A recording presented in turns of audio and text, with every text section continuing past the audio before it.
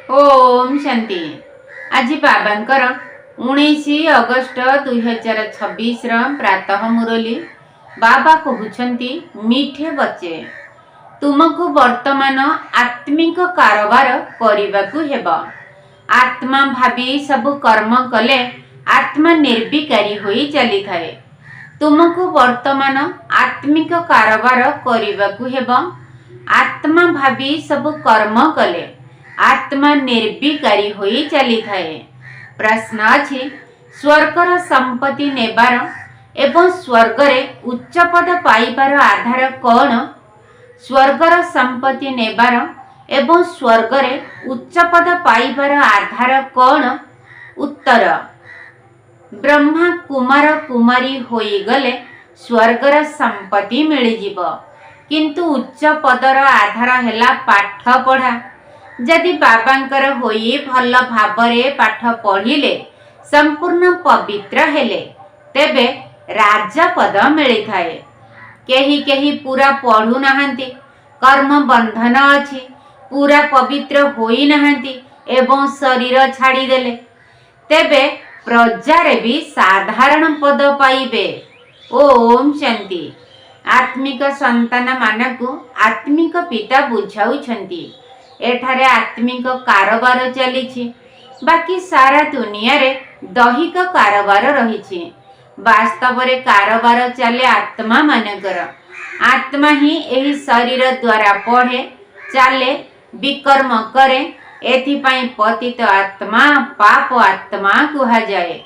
आत्मा ही सबु किछि करि थाए। एही समय सब मनुष्य मात्र के देह अभिमानी अटंती। मु आत्मा भाविबा बदल रे भाबुछंती मु अमुक अटे, एही व्यवसाय करुछि, अमुक कामी क्रोधी अटे, शरीर ही नाम नहीं थांती। एहाको कुहा जाए देह अभिमानी दुनिया, निम्नगामी हेबार दुनिया। सत्य जुगरे एपरी हुए नहीं, सेठारे देही अभिमानी होई थांती। तुमको देही अभिमानी करा जाउछि, निजको आत्मा निश्चय कर। मु आत्मा एही शरीर रूपी वस्त्र धारण करी अभिनय करुछि। सही अभिनेता माने मध्य भिन्न भिन्न वस्त्र बदलाई अभिनय करिथांती। बाबा कहउछंती तुमे आत्मा माने प्रथमे शांति धाम रे थिला। तुम मानकर घर हेउछि शांति धाम। जेपरि हद्र बा दुनियार नाटक रहिछि, एहा पुणी हेउछि बेहद्र नाटक। सबु आत्मा माने परम धामरु आसी शरीर धारण करी अभिनय करंती। आत्मा मानकर प्रकृत घर हेउछि परम धाम। सेही अभिनेता मानकर घर तो एही ठारे, केवल वस्त्र बदलाई आसी अभिनय करिथांती। तेबे बाबा बसी बुझाउछंती तुमे माने आत्मा अट। बाबा तो बच्चे बच्चे ही कहिबे ना, सन्यासी बच्चे बच्चे कहिबे नहीं। बाबा कहउछंती मु पतित पावन तुम सबु आत्मा मानकर पिता अटे, जहाकु तुमे गॉड फादर अर्थात ईश्वर पिता बोली कहउछ। गॉड फादर तो निराकार अटंती। ब्रह्मा विष्णु शंकर को मध्य गॉड फादर कुहा जीव नाही। तांक भितरे मध्य आत्मा अछि, किंतु तांकु ब्रह्मा देवताय नमः, विष्णु देवताय नमः। देवता माने कौन करी थांती एहा काहाकु जण्या नाही। बाबा ही आसी बुझाउछंती तुमे किपरि नाटक अनुसारे अभिनय करुछ। दुनिया गोटिए ही अटे, एपरि नुहे तळे पाताल रे बा उपरे दुनिया रहिछि। दुनिया गोटिए ही अटे, जहार चक्र घुरी चलीछि। लोक माने तो कहउछंती चंद्र रे जागा नेबे। बाबा बुझाउछंती संतान माने तुमे केते देबालिया होई जाइछ। भारतवासी पाई ही कहउछंती तुमे केते साहुकार बुद्धिमान थिल। एही लक्ष्मी नारायणकर समग्र विश्व उपरे राजत्व थिला, जहाकु केही लुटी पारंती नाही। सेठारे कौनसी पार्टीशन बा भाग बांट आदि हेउ नथिला। एठारे तो केते भाग बांटी हेउछि। परस्पर मध्यरे छोट छोट खंड पाई लड़ाई करुछंती। तुमे समग्र विश्वर मालिक थिल। समग्र आकाश पृथ्वी समुद्र सबु तुमर थिला, तुमे ताहार मालिक थिल। एबे तो खंड खंड होई जाइछे, एहा काहाकू जणा नाही जे भारत ही विश्वर मालिक थिला। बाबा बुझाउछंती आत्मा को जे पाठ बा अभिनय मिलिछि ताहा केबे घसरा हुए नाही, चाली थाए। एबे तुमे पुणी मनुष्यरु देवता हेउछ, पुणी 84 जन्म नेब, तुमर अभिनय चालू ही थिब, केबे बंद हेब नाही। केही मोक्ष आदि पांती नाही। जेते अनेक गुरु अनेक शास्त्र सेते अनेक मत होई थाए। मनुष्य मानक भितरे केते अशांति रहिछि, जेउठिकी भी जाओ कहिबे मन को शांति केमिति मिलिब। एही कथा देह अभिमान रे आसी कहिथांती। बाबा बुझाउछंती मन ओ बुद्धि एहा हेउछि आत्मार अंग प्रत्यंग, बाकी एसबु शरीरर इंद्रिय अटंती। आत्मा कहुछि मो मन को शांति केमिति मिलिब। वास्तव रे एहा कहिबा भूल। तुमे आत्मा अट, तुमर स्वधर्म शांति अटे। तुमे एमिति कुह जे मु आत्मा, मोते शांति केमिति मिलिब। एही कर्मेंद्रिय द्वारा कर्म तो करिबेकु पड़िब। ए कथा बाबा बसी बुझाउछंती। दुनिया रे एही ज्ञान आउ काहारी पाखरे नाही, ताहा हेउछि भक्ति मार्ग। दुनिया रे काहाकू ज्ञान विषय रे किछि भी जणा नाही। ज्ञान तो केवल जणे बाबा ही देउछंती। बाबा स्वयं कहुछंती जे मु कल्प कल्प कल्पर संगम जुगरे आसुछि। कली जुगर अंतिम समय रे समस्ते पतित होई जाइछंती। एहा हेउछि रावण राज्य। रावण को भारतवासी माने ही जलाई थांती। बाबा पतित पावनकर जन्म मध्य भारत रे होई थाए एवं रावणर जन्म भी एही ठारे होई थाए। रावण जे कि समस्त को पतित करी देई थाए, सेथि पई ताकू जलाई थांती। एही कथा काहारी बुद्धि रे नाही। एबे भारत रे श्री कृष्ण जयंती पालन करुछंती। श्री कृष्णकर लीला भजन आदि करुछंती। एबे बाबा कहुछंती वास्तव रे श्री कृष्ण लीला बोली किछि ही नाही। श्री कृष्ण कौन कले कुहंती कंसपुरी रे जन्म नेले, तेबे कंस को तो असुर कुहा जाए। सत्य जुगरे असुर केउ आडु आसिले? तुमे जानिछ श्री कृष्णकर आत्मा जी सत्य जुगरे थिले, से निजर 84 जन्म भोग करी वर्तमान पतितरु पावन हेउछंती, निजर पदवी पुणी नेउछंती। एमिति भी तुमे कृष्णपुरी रे निवासी थिल, 84 जन्म नहीं एबे पुणी निजर पदवी नेउछ। वास्तव रे जयंती शिव बाबांकर पालन हेबा कथा। जेउ शिव बाबा समस्तंकु नरकरु स्वर्ग को नहीं जाई थांती, तांकर किछि लीला ही नहीं। कुहंती जे हे पतित पापन बाबा आस, आसी आमको नरकरु स्वर्ग को नहीं चल। आपण आमर पिता, तेणु आमे स्वर्ग रे रहिबा कथा। आमे ही पतित दुनिया रे काहींकी अछु? सेथि पई डाकी थांती, हे गॉड फादर आमको एही दुख दुनिया रू उद्धार कर। एहा मध्य नाटक रे निर्धार्य अछि। बाबा कहुछंती एही नाटक को केही जानंती नाही। शास्त्र रे नाटकर आयु बहुत लंबा करी लेखि देइछंती। नुआ दुनिया को पुराणा हेबा को ही हेब, सतो रजो तमरे आसीबा को ही हेब। एहा हेला बेहद्र असीमित कथा। एबे तुमे पुणी विश्वर मालिक हेउछ। भारतवासी जिए नुआ दुनिया रे थिले, सेही माने ही 84 जन्म अभिनय करिवे। एबे तुमे पवित्र हेउछ, बाकी सब मनुष्य पतित अटंती। सेथि पई तो पवित्र आत्मा का पाखकु जाई पूजा करूछंती। पवित्र को पवित्र आत्मा कौन पूजा करिवे? सन्यासी पवित्र अटंती, तेणु तो पतित मनुष्य तांक आगरे मुंड नुआई थाए। कन्या पवित्र, तेणु समस्ते ता आगरे मुंड नुआई थांती। सेही कन्या विवाह करी सासु घर को गले ताकू समस्तंक आगरे मुंड नुआइबाकू पड़ी थाए। एबे बेहद्र बाबा आसीछंती समस्तंकु पवित्र करिबा पई। से माने समस्ते कली जुगरे अछंती, तुमे एबे संगम जुगरे अछ। एबे तुमको पतित दुनिया को जीवार नहीं। ଏହା ହିଁ ହେଲା କଲ୍ୟାଣକାରୀ ପୁରୁଷୋତ୍ତମ ସଙ୍ଗମ ଯୁଗ।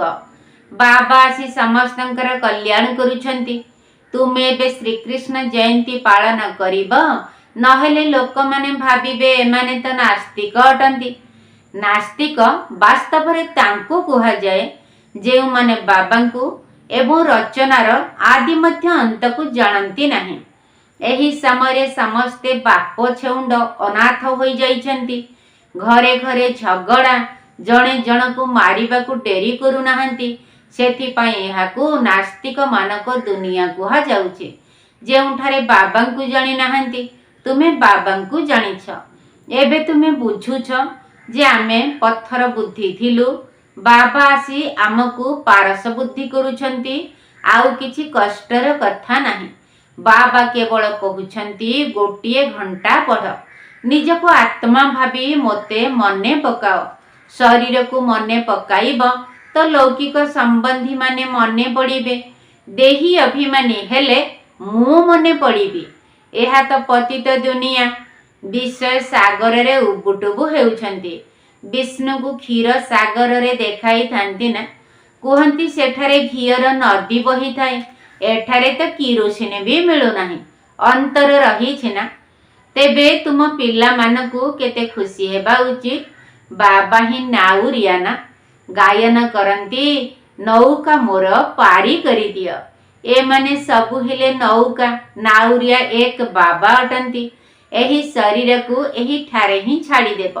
ବାକି ଆତ୍ମାମାନଙ୍କୁ ପାରି କରି ଶାନ୍ତିଧାମକୁ ନେଇଯିବେ। ସେଠାରୁ ପୁଣି ସୁଖଧାମକୁ ପଠାଇ ଦେବେ। ପରମ ପିତା ପରମାତ୍ମାକୁ ହିଁ ନାଉରିଆ ବୋଲି କୁହାଯାଏ। ବାବାଙ୍କର ଅନେକ ପ୍ରକାରରେ ମହିମା ଗାୟନ କରିଥାନ୍ତି। ଏବେ ତୁମେ ପବିତ୍ର ହୋଇ ପବିତ୍ର ଦୁନିଆର ମାଲିକ ହେଉଛ। ଶ୍ରୀ ଶ୍ରୀ ଶିବ ବାବା ଆସିଛନ୍ତି ଶ୍ରେଷ୍ଠ କରିବା ପାଇଁ। ନିଜେ ଭଗବାନ କହୁଛନ୍ତି ଏହା ଭ୍ରଷ୍ଟାଚାରୀ ଦୁନିଆ ଅଟେ। ଏବେ ତୁମେ ପରମ ପିତା ପରମାତ୍ମାଙ୍କର ଶ୍ରୀମତରେ ଚାଲି ଶ୍ରେଷ୍ଠାଚାରୀ ହେଉଛ। ଏହା କେତେ ଗୁପ୍ତ ଓ ରମଣୀକ କଥା, ଯାହାକୁ ତୁମେ ପିଲାମାନେ ହିଁ ବୁଝିପାରୁଛ, ଅନ୍ୟମାନେ ବୁଝିପାରିବେ ନାହିଁ। ତୁମେ ଜାଣିଛ ଯେ ଏବେ ଦେବୀ ଦେବତା ଧର୍ମର ଚାରା ଲାଗୁଛି। ଯିଏ ବି ଦେବୀ ଦେବତା ଧର୍ମବାଲା ଅନ୍ୟ ଧର୍ମକୁ ଚାଲି ଯାଇଛନ୍ତି, ସେମାନେ ଆସି ପୁଣି ବ୍ରାହ୍ମଣ ହେବେ। ବ୍ରହ୍ମା କୁମାର କୁମାରୀ ନହେଲେ ବାବାଙ୍କ ଠାରୁ ସ୍ୱର୍ଗର ବର୍ଷା ନେଇପାରିବେ ନାହିଁ। ଏବେ ତୁମେ ବ୍ରହ୍ମା କୁମାର କୁମାରୀ ମାନେ ସ୍ୱର୍ଗର ସମ୍ପତ୍ତି ନେଉଛ। ଯେତିକି ପୁରୁଷାର୍ଥ କରିବେ କରାଇବେ, ସେତିକି ଉଚ୍ଚ ପଦ ପାଇବେ। ସମସ୍ତେ ତ ଏତେ କରିପାରିବେ ନାହିଁ, ପୁରା ପଢ଼ିବେ ନାହିଁ, ତ ତାର ଫଳାଫଳ କ'ଣ ହେବ? ଯଦି ଶରୀର ଚାଲିଯିବ ତେବେ ସ୍ୱର୍ଗକୁ ଆସିଯିବେ, ପରନ୍ତୁ ବିଲକୁଲ ସାଧାରଣ ପ୍ରଜା ହେବେ। ଯଦି ବାବାଙ୍କର ହୋଇ ଭଲ ଭାବରେ ପଢ଼ିବେ ତେବେ ରାଜପଦ ପାଇପାରିବେ। ନ ପଢ଼ିଲେ ବୁଝାଯିବ ଯେ ତାଙ୍କ ଭାଗ୍ୟରେ ନାହିଁ। ପବିତ୍ର ରହିବେ, ପଢ଼ିବେ, ତେବେ ଯାଇ ରାଜପଦ ବା ଉଚ୍ଚ ପଦ ପାଇବେ। ଅପବିତ୍ର ହେଲେ ବାବାଙ୍କୁ ମନେ ପକାଇ ପାରିବେ ନାହିଁ। ଏମିତି ବି ବହୁତ ଅଛନ୍ତି, କର୍ମ ବନ୍ଧନର ହିସାବ ଛାଡ଼ିଲେ ମନେ ପକାଇବେ। ଗାଡ଼ିର ଦୁଇଟି ଚକ ପବିତ୍ର ହେଲେ ଠିକ୍ ଭାବେ ଚାଲିବ। ଦୁହେଁ ପବିତ୍ର ରହିବେ ତ ଜ୍ଞାନ ଚିତାରେ ବସି ପଡ଼ିବେ, ନହେଲେ ଖିଟପିଟ ବା ଝଗଡ଼ା ହୋଇଥାଏ। କେତେକ ପିଲା କହୁଛନ୍ତି ଯେ ଆମେ ତ ଜାଣିଛୁ ଶ୍ରୀକୃଷ୍ଣ ସତ୍ୟ ଯୁଗର ପ୍ରଥମ ରାଜକୁମାର, ତେବେ କ'ଣ ପାଇଁ କିଛି ପାଳନ ନ କରିବା? ଆଚ୍ଛା, ଆମେ ଶ୍ରୀକୃଷ୍ଣଙ୍କ ଆତ୍ମାକୁ ମଧ୍ୟ ଡାକିପାରିବା। ଆସି ଖେଳାଖେଳି କରିବେ, ରାସ କରିବେ, ଆଉ କ'ଣ କରିବେ? ଗୋପ ଗୋପୀ ତ ଏହିଠାରେ ହିଁ ଅଛନ୍ତି ନା। ସେଠାରେ ତ ରାଜକୁମାର ରାଜକୁମାରୀ ପରସ୍ପର ସହ ମିଶିଲେ ରାସ କରିଥାନ୍ତି, ସୁନାର ମୁରଲି ବଜାଇଥାନ୍ତି। ଏସବୁ ଖେଳ ତୁମେ ପଛରେ ଦେଖିବ। ଏସବୁ ପାଠ ଚାଲିବ। ଆରମ୍ଭରେ ଦେଖାଇଥିଲେ, ତେଣୁ ତୁମେ ପୁରୁଷାର୍ଥରେ ଲାଗି ଯାଇଛ। ଏବେ ପୁଣି ପଛରେ ସାକ୍ଷାତକାର ହେବା ଆରମ୍ଭ ହେବ। କିଏ କିଏ କେଉଁ ପଦ ପ୍ରାପ୍ତ କରିବେ, ଏହା ତୁମେ ଜାଣିଛ। ବାବା ବସି ଏସବୁର ରହସ୍ୟ ବୁଝାଉଛନ୍ତି। ତୁମକୁ ପଚାରୁଛନ୍ତି ବେଦ ଶାସ୍ତ୍ରକୁ ମାନୁଛ? କୁହ ହଁ, ଆମେ କ'ଣ ପାଇଁ ମାନିବୁ ନାହିଁ? ଏସବୁ ଭକ୍ତି ମାର୍ଗର ସାମଗ୍ରୀ, ଏଥିରେ କିଛି ଜ୍ଞାନ ନାହିଁ। ଜ୍ଞାନ ଦାତା ତ ଜଣେ ଅଟନ୍ତି। ଜ୍ଞାନ ମିଳିଗଲେ ତ ଭକ୍ତି ଆପେ ଆପେ ଛାଡ଼ିଯାଏ। ତୁମେ ମନ୍ଦିରକୁ ଗଲେ ବୁଦ୍ଧିରେ ରହିବ ଯେ ଲକ୍ଷ୍ମୀ ନାରାୟଣ ପୁଣି ଏବେ ନୂଆ ଦୁନିଆରେ ରାଜତ୍ୱ କରିବେ। ବାବା ପିଲାମାନଙ୍କୁ ବୁଝାଉଛନ୍ତି, ଉଭୟ ପକ୍ଷରେ ସମ୍ବନ୍ଧ ରକ୍ଷା କରିବାକୁ ପଡ଼ିବ। ଗୃହସ୍ଥ ବ୍ୟବହାରରେ ରହି ପବିତ୍ର ହେବାକୁ ହେବ। ଶ୍ରୀମତ କହୁଛି, ପୁରା ପବିତ୍ର ହୁଅ, ପୁରା ବୈଷ୍ଣବ ହୁଅ ଓ ବିଷ୍ଣୁପୁରୀର ରାଜ୍ୟ ନିଅ। ଆଚ୍ଛା, ମିଠା ମିଠା ଶିଖିଲ ଯେ ସନ୍ତାନମାନଙ୍କ ପ୍ରତି ମାତା ପିତା ବାପ ଦାଦାଙ୍କର ମଧୁର ସ୍ନେହଭରା ସ୍ମୃତି ଏବଂ ସୁପ୍ରଭାତ। ଆତ୍ମିକ ପିତାଙ୍କର ଆତ୍ମିକ ସନ୍ତାନମାନଙ୍କୁ ନମସ୍ତେ। ଆମ ଆତ୍ମିକ ସନ୍ତାନମାନଙ୍କର ଆତ୍ମିକ ବାପ ଦାଦାଙ୍କୁ ନମସ୍ତେ ନମସ୍ତେ ନମସ୍ତେ ଏବଂ ସୁପ୍ରଭାତ। ଧାରଣା ପାଇଁ ମୁଖ୍ୟ ସାର। ପ୍ରଥମ ପଏଣ୍ଟ, ଯୋଗ ଦ୍ୱାରା କର୍ମ ବନ୍ଧନର ହିସାବ କିତାବ ସମାପ୍ତ କରି ପବିତ୍ର ହେବାକୁ ହେବ। ଜ୍ଞାନ ଚିତ୍ତରେ ବସିବାକୁ ହେବ। ପୁରା ପୁରା ବୈଷ୍ଣବ ଅର୍ଥାତ୍ ପବିତ୍ର ହେବାକୁ ହେବ। ଯୋଗ ଦ୍ୱାରା କର୍ମ ବନ୍ଧନର ହିସାବ କିତାବ ସମାପ୍ତ କରି ପବିତ୍ର ହେବାକୁ ହେବ। ଜ୍ଞାନ ଚିତ୍ତରେ ବସିବାକୁ ହେବ। ପୁରା ପୁରା ବୈଷ୍ଣବ ଅର୍ଥାତ୍ ପବିତ୍ର ହେବାକୁ ହେବ। ଦ୍ୱିତୀୟ ପଏଣ୍ଟ, ନିଜର ଶାନ୍ତ ସ୍ୱଧର୍ମରେ ସ୍ଥିତ ହୋଇ ରହିବାକୁ ହେବ। ସମସ୍ତଙ୍କୁ ଶାନ୍ତିଧାମର ସ୍ମୃତି ଦେବାକୁ ହେବ। କେବେ ବି ଅଶାନ୍ତ ହେବାର ନାହିଁ। ନିଜର ଶାନ୍ତ ସ୍ୱଧର୍ମରେ ସ୍ଥିତ ହୋଇ ରହିବାକୁ ହେବ। ସମସ୍ତଙ୍କୁ ଶାନ୍ତିଧାମର ସ୍ମୃତି ଦେବାକୁ ହେବ। କେବେ ବି ଅଶାନ୍ତ ହେବାର ନାହିଁ। ବରଦାନ, ଶବ୍ଦଠାରୁ ଉର୍ଦ୍ଧ୍ୱ ସ୍ଥିତିରେ ସ୍ଥିତ ହୋଇ ସର୍ବଗୁଣର ଅନୁଭବ କରୁଥିବା ମାଷ୍ଟର ବୀଜ ରୂପ ଭବ। ଶବ୍ଦଠାରୁ ଉର୍ଦ୍ଧ୍ୱ ସ୍ଥିତିରେ ସ୍ଥିତ ହୋଇ ସର୍ବଗୁଣର ଅନୁଭବ କରୁଥିବା ମାଷ୍ଟର ବୀଜ ରୂପ ଭବ। ଯେପରି ବୀଜ ମଧ୍ୟରେ ସାରା ବୃକ୍ଷ ସମାହିତ ହୋଇ ରହିଥାଏ, ସେହିପରି ଶବ୍ଦଠାରୁ ଉର୍ଦ୍ଧ୍ୱରେ ରହିବାର ସ୍ଥିତିରେ ସଙ୍ଗମ ଯୁଗର ସମସ୍ତ ବିଶେଷତା ଗୁଡ଼ିକ ଅନୁଭବ ହୋଇଥାଏ। ମାଷ୍ଟର ବୀଜ ରୂପ ହେବା ଅର୍ଥାତ୍ କେବଳ ଶାନ୍ତି ନୁହେଁ, କିନ୍ତୁ ଶାନ୍ତି ସହିତ ଜ୍ଞାନ, ଅତୀନ୍ଦ୍ରିୟ ସୁଖ, ପ୍ରେମ, ଆନନ୍ଦ, ଶକ୍ତି ଇତ୍ୟାଦି ସମସ୍ତ ମୁଖ୍ୟ ମୁଖ୍ୟ ଗୁଣ ଗୁଡ଼ିକୁ ଅନୁଭବ କରିବା। ଏହି ଅନୁଭବ ମଧ୍ୟ କେବଳ ନିଜକୁ ହୋଇନଥାଏ, କିନ୍ତୁ ଅନ୍ୟ ଆତ୍ମାମାନେ ମଧ୍ୟ ତାଙ୍କର ଚେହେରା ଦ୍ୱାରା ସର୍ବଗୁଣର ଅନୁଭବ କରିଥାନ୍ତି। ତେବେ ସେହି ଗୋଟିଏ ଗୁଣ ଭିତରେ ସର୍ବଗୁଣ ସମାହିତ ହୋଇ ରହିଥାଏ। ସ୍ଲୋଗାନ, ଭଲକୁ ଧାରଣ କର କିନ୍ତୁ ଭଲ ଉପରେ ପ୍ରଭାବିତ ହୋଇଯାଅ ନାହିଁ। ଭଲକୁ ଧାରଣ କର କିନ୍ତୁ ଭଲ ଉପରେ ପ୍ରଭାବିତ ହୋଇଯାଅ ନାହିଁ। ଅବ୍ୟକ୍ତ ଇଶାରା, ଅପବିତ୍ରତାର ବୀଜକୁ ମଧ୍ୟ ସମାପ୍ତ କରି ସମ୍ପୂର୍ଣ୍ଣ ସ୍ୱଚ୍ଛ ଅର୍ଥାତ୍ ପବିତ୍ର ହୁଅ। ପବିତ୍ରତା ତୁମ ବ୍ରାହ୍ମଣ ଆତ୍ମାମାନଙ୍କର ଅନାଦି ଆଦି ସଂସ୍କାର ଅଟେ। ଏହି ସ୍ୱାଭାବିକ ସଂସ୍କାର ଦ୍ୱାରା ସ୍ୱପ୍ନରେ ତଥା ସଂକଳ୍ପରେ ମଧ୍ୟ ଅପବିତ୍ରତା ପ୍ରକଟ ନ ହେଉ। ସଂକଳ୍ପ ଆସୁଥିବ, ତୁମେ ବିଜୟୀ ହେଉଥିବ। ଏହାଠାରୁ ମଧ୍ୟ ଉର୍ଦ୍ଧ୍ୱରେ ପବିତ୍ରତାକୁ ସ୍ୱାଭାବିକ ସଂସ୍କାରରେ ପରିଣତ କରିଦିଅ, ଯାହାଦ୍ୱାରା ଏହି ବିଷୟରେ ଆଉ ପୁରୁଷାର୍ଥ କରିବାର ଆବଶ୍ୟକତା ରହିବ ନାହିଁ। ଆଚ୍ଛା, ଓମ୍ ଶାନ୍ତି। କହୁଛନ୍ତି ଜ୍ଞାନ ସାଗର, ଶୁଣ ବ୍ରହ୍ମାନନ୍ଦନ। ଶୁଣି ଶୁଣାଇବା କଥାକୁ ମନେ କେବେ ନ ଘେନ। ଜ୍ଞାନର ଖୁସିରେ ରହିବ, କର୍ମ ହିସାବ ସହି। ଦୁଃଖ ଦୁନିଆକୁ ଭୁଲିବ, ଜ୍ଞାନୀ ତୁ ଆତ୍ମା ହୋଇ।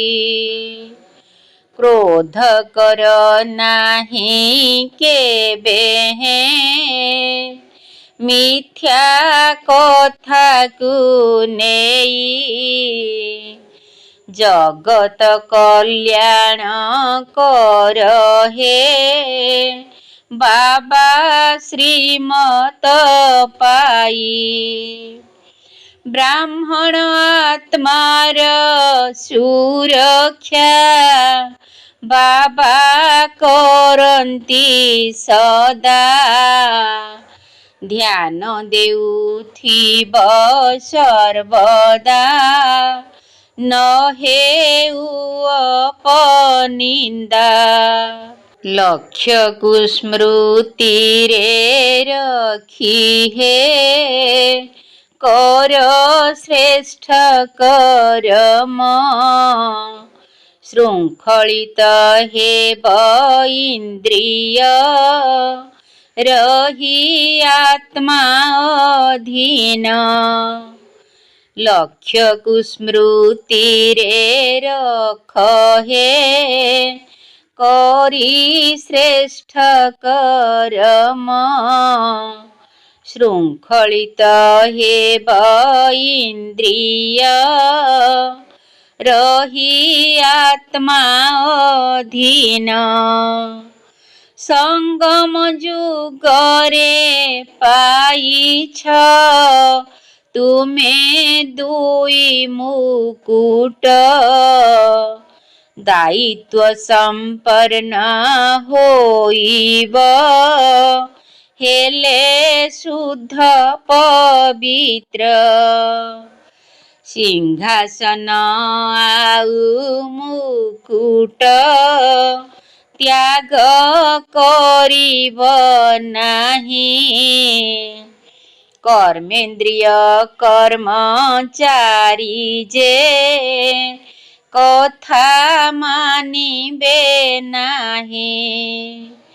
प्रश्नचित हेब नाही हे सदा रुह प्रसन्न।